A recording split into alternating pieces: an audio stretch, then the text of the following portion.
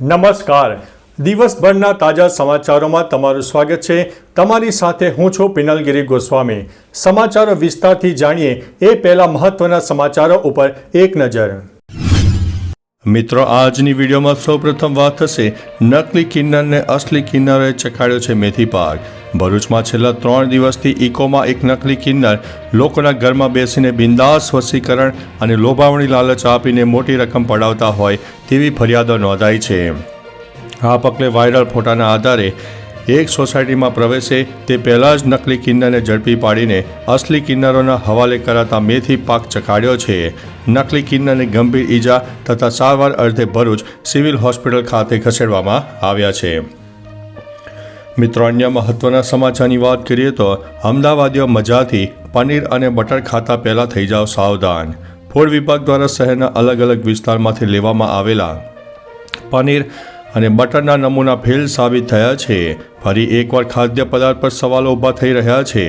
Ahmedabad municipal corporation દ્વારા શહેરના અલગ અલગ વિસ્તારમાંથી પનીર અને બટરના તપાસ માટે નમૂના લેવામાં આવ્યા હતા. ભોજનાલયનું બટર સેમ્પલ સબ સ્ટાન્ડર્ડ આવ્યું છે, જેમાં મિલ્ક ફેટ ઓછો હોવાથી અને બીઆર રીડિંગ વધારે હોવાનું પણ સામે આવ્યું છે. મિત્રો, અન્ય મહત્વના સમાચારની વાત કરીએ તો કાતિલ ઠંડી 10 વાગ્યા પછી બજારો ખુલ્યા. ભુજના નલિયામાં 6 ડિગ્રી તાપમાન સાથે કોલ્ડ વેવની અસર વર્તાઈ છે. કાતિલ ઠંડી સાથે બરફીલા પવનો ફૂંકાતા લોકો ઘરની બહાર નીકળવાનું ટાળી રહ્યા છે, તો બજારો પણ 10 વાગ્યા બાદ ખુલી રહ્યા છે. આ સાથે રાજ્યના 7 જિલ્લામાં 12 ડિગ્રી સેલ્સિયસથી પણ ઓછું તાપમાન નોંધાતા લોકો ઠૂંઠવાયા છે. બીજી તરફ રાજસ્થાનમાં સતત 3 દિવસથી -2 ડિગ્રી પણ તાપમાન નોંધાયું છે. મિત્રો, અન્ય મહત્વના સમાચારની વાત કરીએ તો અમદાવાદથી આબુ માત્ર 2.5 કલાકમાં. પરિવહન સેવાનો વ્યાપ વધતા માઉન્ટ આબુ પહોંચવું હવે એકદમ સરળ બની ગયું છે. આપ બાય રોડ અને ટ્રેન દ્વારા સરળતાથી માઉન્ટ આબુ જઈ શકો છો. અમદાવાદથી માઉન્ટ આબુનું અંતર આશરે 228 કિલોમીટર જેવું થાય છે. અમદાવાદ ઘણી ખાનગી અને ગુજરાત રાજ્ય પરિવહન નિગમની બસો પણ દોડે છે, ત્યારે હવે નવી શરૂ થયેલી વંદે ભારત ટ્રેન દ્વારા માત્ર 2.5 કલાકમાં આપ માઉન્ટ આબુ પહોંચી શકો છો. મિત્રો, અન્ય મહત્વના સમાચારની વાત કરીએ તો રાજ્યમાં સેમિકન્ડક્ટર ચિપનું ઉત્પાદન શરૂ. ગુજરાતમાં વિકાસની વણઝાર યથાવત છે. હવે ગુજરાતમાં સેમિકન્ડક્ટર ચિપનું ઉત્પાદન શરૂ કરી દેવામાં આવ્યું છે. સુરતમાં રાજ્યના પ્રથમ સેમિકન્ડક્ટર પ્લાન્ટનો શુભારંભ કેન્દ્રીય જળશક્તિ મંત્રી CR પાટીલના હસ્તે કરવામાં આવ્યો હતો. તેઓએ જણાવ્યું છે કે કાપડ, હીરા, સોલાર પેનલ બાદ હવે સુરતને સેમિકન્ડક્ટર ક્ષેત્રે નવી ઓળખ મળશે. ટીવી, AC, ફ્રીજ અને કોમ્પ્યુટરમાં ઉપયોગમાં થતી ચિપનું ઉત્પાદન હવે સુરતમાં થશે. મિત્રો, અન્ય મહત્વના સમાચારની વાત કરીએ તો ખ્યાતિકાંડમાં રાજશ્રીના 10 દિવસના રિમાન્ડ મંજૂર કરવામાં આવ્યા છે.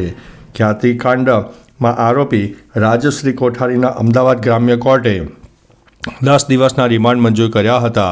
ખ્યાતિ હોસ્પિટલના મલ્ટીસ્પેશિયાલિસ્ટ હોસ્પિટલના ભાગીદારો નરોડામાં પણ એક 100 બેડની હોસ્પિટલ શરૂ કરવાના હતા.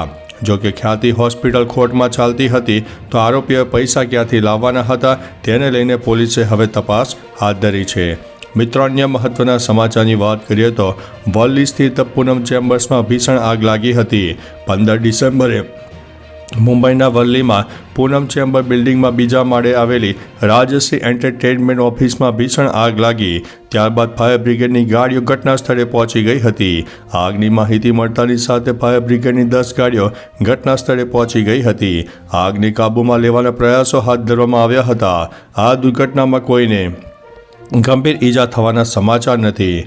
મિત્રો, અન્ય મહત્વના સમાચારની વાત કરીએ તો પરિવાર ઝડપાયા ડિગ્રી વગરના ડોક્ટરો. રાજ્યમાં ડિગ્રી વગરના ડોક્ટરો પકડવાનો સિલસિલો યથાવત છે. હવે વાંસદા, ચીખલીમાં પણ ડિગ્રી વગર પ્રેક્ટિસ કરતા 2 બોગસ તબીબોને SOGની ટીમે ઝડપી પાડ્યા છે. નવસારી જિલ્લામાં પણ આદિવાસી પંથકમાં વાંસદા અને ચીખલીમાં લોકોના સ્વાસ્થ્ય સાથે ચેડા કરતા ઊંટ વૈદ સ્પેશિયલ ઓપરેશન ગ્રુપના હાથે ઝડપાઈ ગયા છે. અઠવાડિયામાં 3 ડોક્ટર ઝડપાયા છે. આ મામલે પોલીસ ફરિયાદ પણ નોંધાઈ છે. મિત્રો, અન્ય મહત્વના સમાચારની વાત કરીએ તો ગુજરાતમાં દારૂબંધી હટાવી દેવી જોઈએ તેવું પૂર્વ મુખ્યમંત્રીએ જણાવ્યું છે. સ્થાનિક સ્વરાજ્યની ચૂંટણીઓ નેતાઓ એક્ટિવ થતા જોવા મળી રહ્યા છે ત્યારે શંકરસિંહ વાઘેલાની પ્રતિક્રિયા સામે આવી છે. તેઓએ ગુજરાત સરકાર પર પ્રહારો કરતા જણાવ્યું છે કે ગુજરાતમાંથી દારૂબંધી હટી જવી જોઈએ. એનું કારણ છે કે ગુજરાતમાં કોઈ એવું ગામ નહીં હોય જ્યાં કોથળીઓ નહીં મળતી હોય, ત્યારે રાજસ્થાન, મહારાષ્ટ્ર સહિતના રાજ્યોમાંથી દારૂબંધી નથી. મિત્રો, અન્ય મહત્વના સમાચારની વાત કરીએ તો જયપુરના કોચિંગ સેન્ટરમાં 20થી વધુ વિદ્યાર્થીનીઓ બેભાન. જયપુરના ગોપાલપુરા વિસ્તારમાં એક કોચિંગ ઇન્સ્ટિટ્યૂટમાં ગેસ ફેલાતા 24 વિદ્યાર્થીઓને બેભાન થઈ ગઈ. જોકે 7 વિદ્યાર્થીઓની હાલત ગંભીર હોવાને કારણે તેમને નજીકની હોસ્પિટલમાં દાખલ કરવામાં આવી છે. તો વિસ્તારમાં આવેલા પોલીસ સ્ટેશનના SHO કવિતા શર્માના જણાવ્યા અનુસાર કોચિંગમાં ગેસનો કોઈ સ્ત્રોત નથી. ઘટનાની તપાસ હવે ચાલી રહી છે. મિત્રો, અન્ય મહત્વના સમાચારની વાત કરીએ તો તસ્કરો ઘર આંગણે પાર્ક કરેલી કાર ચોરી ગયા.